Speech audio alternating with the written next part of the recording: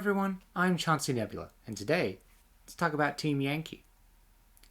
Those of you who are watching, who are previous viewers of the channel and are of more of a noticing sort, may have noticed that I didn't post a video last week, and that's because I was in the hospital, so I apologize for that. However, we're back in action, back on Twitch, and back to YouTube. So the subject of this video is, should you play Team Yankee? And like our other should you play videos, we're going to do a positive, and then a negative, and then another positive, and then another negative, until we have 5 positives and 5 negatives. But I imagine some of you might not have heard of Team Yankee before, so let's go over a little bit about what it is. Team Yankee is a 15mm alternate history game, where in 1985 the Cold War goes hot. It primarily revolves around tanks, though you can have air units and artillery and infantry. There's a pretty good mix. It's made by the same people who have done Flames of War, and it is pretty similar to Flames of War. But yeah, let's jump right into it with our first positive, which is it's 15mm. Now, I've never been much of a scale elitist. There are people out there who love 28mm above all else, people who love 32mm above all else, and people who love 15mm above all else. I don't really care what the scale of the game is, so long as the game is good, and 15mm is perfect for this game. The thing about 15mm is that it allows you to field a plethora of tanks and otherwise large units that otherwise, if you were at 28mm or even 32mm, would flood the board, and you'd have so much stuff on the table they wouldn't really be able to maneuver, and it would just be very crowded. Team Yankee being 15mm means that this doesn't happen. You can very much take a standard size gaming table and put your army on the table and have a good game. However, 15mm also leads into our first con, which is that it's 15mm. 15mm has one very significant problem, and that is that everything is small. If you have a tank that is a 15mm scale tank, it is small. And there are a lot of details on tanks that you might want to paint, and therefore you will probably need some sort of magnifying lens to do those. When you're painting 15mm, the eye strain is real. And the other thing is that you have your tank commanders, which can have a little guy sitting in the couple of the tank, and you can have infantry, and those guys are all really small. This is a sprue of 15mm infantry.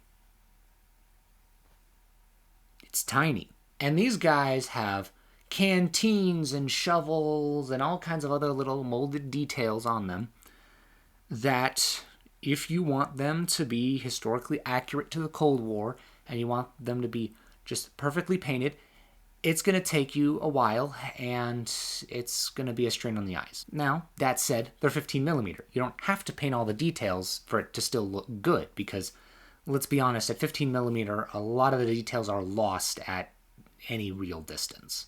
But let's set scale aside for a second and talk about our second pro, which is the rules. The rules take getting used to. It's not a simple rule set necessarily, but the rules are easy to remember, and once you kind of get the initial rules down, you've stumbled around in the dark a little bit until you've found your way, going forward, the rules are very easy to remember because it's the same structure for every single turn. You have movement orders, like you can do follow me orders and shoot and scoot orders and that kind of stuff, but for the most part, you're not going to be doing a whole lot on your turn. You're going to be moving, you're going to be shooting, you might, range in some artillery, you might do an assault, though I have yet to do an assault in Team Yankee, though I have played many games. In general, the rules are not necessarily simple, but they're more formulaic, so it's a lot easier to remember them. But let's talk about this other con, which are the official models. The official models aren't bad, it's just that they're a mix of plastic, resin, and metal. Some of them are fully plastic, and that's great. But even the plastic ones are kind of a pain to build. And if it's resin or metal, that's sometimes just a nightmare. I bought some of the thermobaric rocket batteries for Soviets, and the rocket launcher housing is two pieces. It's like the front and then the back that kind of like connects to the turret. But the two pieces don't line up properly. The back is bigger than the front. So you have to kind of try to finagle it to make it look okay. But the fact that they are obviously of two different sizes really makes me wonder what's going on here. Let's now get into our third positive, which is the board. The fact that the board is going to be filled with 15mm scale terrain means that you can create these sprawling villages and cities or big forests with lakes and rivers and so on, and it looks super cinematic. When you're driving your tanks around and you get down, you check the range, it's just a very nice feeling. Now, of course, it is sometimes a little bit more difficult to find 15mm terrain than it is to find 28mm terrain, but you can do it.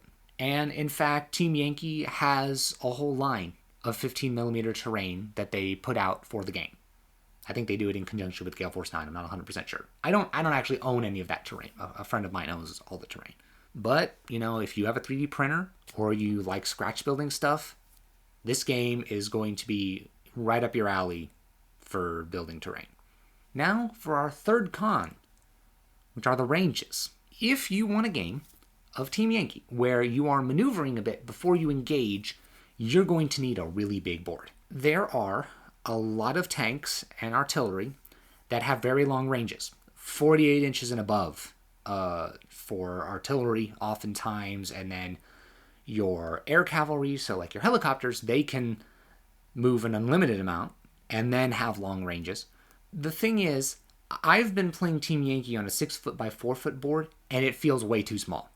You're probably going to want something like an 8-foot by 4-foot or an 8-foot by 6-foot if you can swing it. The problem with that is you have to then try to reach the middle of the table, which is a significant problem unless you are very tall and lanky with really long arms.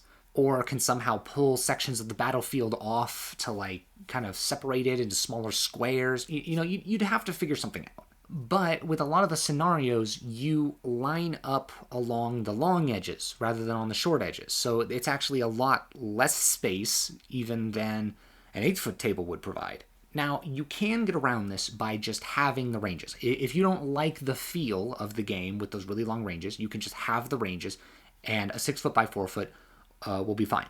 You'll have no problems with that. However, that requires you to do math, and it's not the way the game was intended. So it's just kind of it's something that bothers me, and I feel like it is a definite con with this game. Now let's get into our fourth positive, which is there doesn't really seem to be any meta. Now, this is not quite an accurate statement that I've made. Your local play group will have a meta, depending on what you and your friends like to play. The thing is there is nothing in the game, as far as I can tell, that is just out and out bad. Even tanks that are strictly miles inferior to another tank generally cost way fewer points and can still be good when fielded in numbers. When you play with your friends, with your playgroup, you're going to develop a meta. For myself, I find myself frequently taking anti-air because the people I play with really like to use air units. And let's be honest, helicopters and jets are a lot of fun to play in Team Yankee. But on the other hand, we don't tend to use as much artillery. We also don't tend to use as much infantry. So you're really going to have to develop your lists around your local playgroup. You're not going to really be able to go online and find what the good meta units are because there is something of a meta, but it's really going to depend on what you and your friends are playing.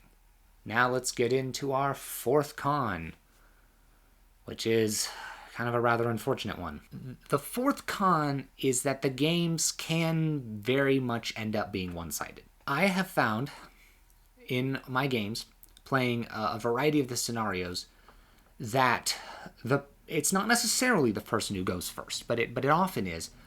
The person who is able to start shooting first and gets that first good round of shooting in can eliminate a lot of tanks and a lot of artillery or like take out anti-air and so on and then that player can just ride roughshod over their opponent throughout the rest of the game. Now, after doing a bit of digging on the internet, it seems that internet wisdom is that you just shouldn't play certain scenarios, that you should just ignore a bunch of the scenarios and whole sections of the scenarios because it makes the games more balanced. However, that's kind of a con 4.5, which is that some of the scenarios just aren't balanced, and you just shouldn't use them, according to the internet. Any game where it is very easy to tip it over into being one-sided is maybe not the best balanced game. That said, if you can find a way to alleviate that, or you are good enough at the game to where you can really fight back from a losing position, then that's fantastic. But it is a definite con that I've never played a game that didn't go one-sided. Sometimes it was me winning, and sometimes it was me losing. But the person who wins generally wins pretty handily, and it just doesn't have that gripping fight-to-the-finish feel where it could go either way right up until the last turn. Usually it's kind of decided earlier on. Now let's talk about our fifth positive, which is that there's a lot of units to choose from. There aren't an overwhelming number of factions. There are some kind of minor factions, but for the most part, there are a few factions that have dedicated units, and then a lot of other factions that just pull from the unit pools of other factions. Like, for example, East Germany generally just has Soviet equipment. However, within each of those factions, there is a lot of diversity of choice. You have lightly armored anti-tank platforms. You've got heavy-duty tanks. You've got heavy artillery. You've got aerial units. You've got infantry. And you've generally got a lot of choices for each one. Maybe not a lot for air, but, at least two. The thing is while there are a lot of units, it's not overwhelming. It's very clear where each thing fits, and with the way that force building works, you're not going to have to worry too much about trying to figure out which option you're going to use. For the most part, if you're confronted with having to choose an anti-air unit, you might have 2, 3, 4 anti-air options. And really, you're just going to choose the one that is going to fit best with what you're kind of expecting to face. But even so, each anti-air unit will do something well that the others don't do well. They'll each have their own specific strengths and weaknesses. For me, I love options. The more options, the better. But I do like that it's kept relatively manageable. Now we're going to talk about our fifth con, which is the turn system. This game uses a very standard turn system. You roll to see who goes first, and then the first player takes their whole turn and does all their moving and shooting and everything, and then the second player takes their whole turn. Now, I recognize that a lot of you are probably saying, but there's nothing wrong with that. And there isn't. Except there's a little tiny rule in Team Yankee called Spearhead. Spearhead is a little rule that says you can deploy the Spearhead unit in your deployment zone and then immediately make a move. Now, this move can be at tactical speed or it can be at dash speed, but if you're starting at, the beginning of the game, you're not going to be shooting, you're deploying, so you're going to move at dash speed. Now, when you make this move, you may not move within 16 inches of an enemy team that it is not concealed from, within 8 inches of any enemy team, even if they can't see you, or within 16 inches of any deployment zone, or within 16 inches of any objective that is not in your deployment zone. The thing is, if you've satisfied all these requirements, you can then treat the 8-inch bubble around the Spearhead unit as an extension of your deployment zone. And you can deploy any of your other units in that 8-inch bubble so long as that unit that you've just deployed does not fall into any of the categories that you couldn't move the Spearhead team into. So essentially all this stuff we bullet pointed before. Now you might be thinking, wow, that sounds like a really weird, complicated rule that you can just kind of push one guy forward and then kind of deploy everyone around it. But I don't really see how that's relevant. But here's the thing. If you've taken a Spearhead unit and you are the first player, you can take that Spearhead unit and use its cross-country dash or road dash or whatever, which is usually a significant speed, and just move them to wherever you want, so long as it's not within 16 inches of an objective, which, like as not, won't be the case. Then you can just deploy your stuff around it, because your opponent has then taken their deployment and they put down one thing. And if you've put your Spearhead up right behind a building or something, you can just deploy all your guys right behind that building, just for free. Now, you're really only going to be able to get, maybe 1 or 2 units in that bubble, maybe a handful of tanks. But this becomes really important for first turn shooting, because you can just use all those tanks and have them do a tactical move around the edge of the building and then just open fire. And because the ranges are so long, that first turn of shooting aided by the Spearhead means that you can basically reach any target on the field. So long as you can see it, you can probably shoot at it. And that can be a huge alpha strike in the first player's favor. If you have brought several helicopters and you are the first player, and you see, oh, my opponent has taken an anti-aircraft unit, then you can just blow the anti-aircraft unit off the table, and then your opponent has to rely on anti-aircraft machine guns that are just mounted on the tank as a matter of course. And that just means your air cavalry can just ride roughshod over your opponent, unopposed, basically. And that is why I don't like this turn system in this specific game while including Spearhead. It is very punishing to be the second player if your opponent has taken Spearhead, because you've probably put some kind of terrain in the middle of the board. If you haven't, this becomes a non-issue, because you're pretty much, gonna be out in the open anyway.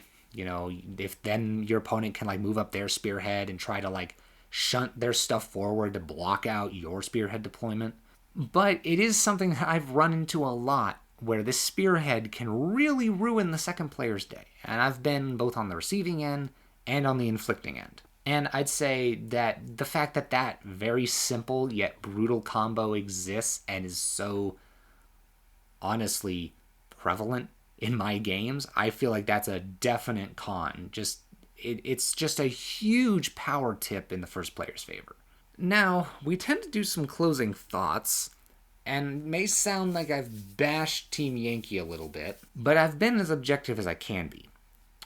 The only closing thoughts I have are that the rulebook is confusing. The rulebook is not laid out in such a way that inclines me to recommend it. The problem with the rulebook is that things are in a weird order. The things that happen in a turn are laid out at the beginning of the rules. But then it tells you, in the starting step you do things in this order. But then they're not in that order in the rulebook. They're listed in a very unusual, odd format. The other thing is that in the rulebook they have interspersed the rules with the fluff. Now, I like fluff. I think every rulebook should have fluff. However, the fluff should be at the front and the rules should be at the back. They should not be in the same place at the same time. I should be able to turn to page 50 or 80 or whatever and find the start of the rules and be able to read the rules from start to finish, and I will be walked through what to do, and when I have finished, I will have a decent idea of how to play the game. Team Yankee doesn't do that with their rules. When you're first learning the game, it can be kind of squirrely.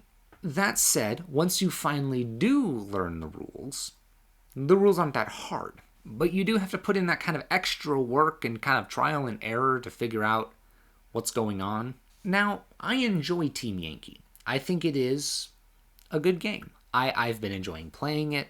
I think it's a lot of fun to push tanks around and roll dice. However, I cannot wholeheartedly recommend it as much as, say, Blood and Plunder or Star Wars Legion.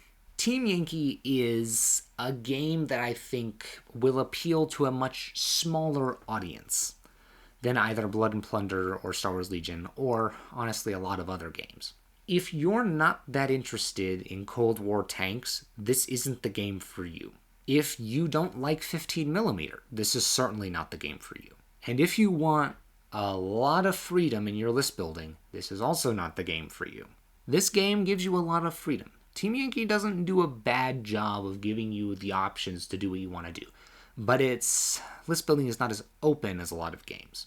That said, if you like Cold War tanks and you don't mind 15mm, it's a good game. Again, I enjoy it. It does sound like I'm being like, well, you know, maybe not for you. It is a good game. It is fun. But it certainly has its issues. Do you agree with me? Do you disagree with me? Do you think that Team Yankee is a great game, or do you think it's garbage? If you think any of those things, or think anything else, let me know down in the comments below. And while you're at it, don't forget to like, subscribe, hit the bell icon, get notifications for when a new video goes live. Thanks for watching, and I'll see you guys next time.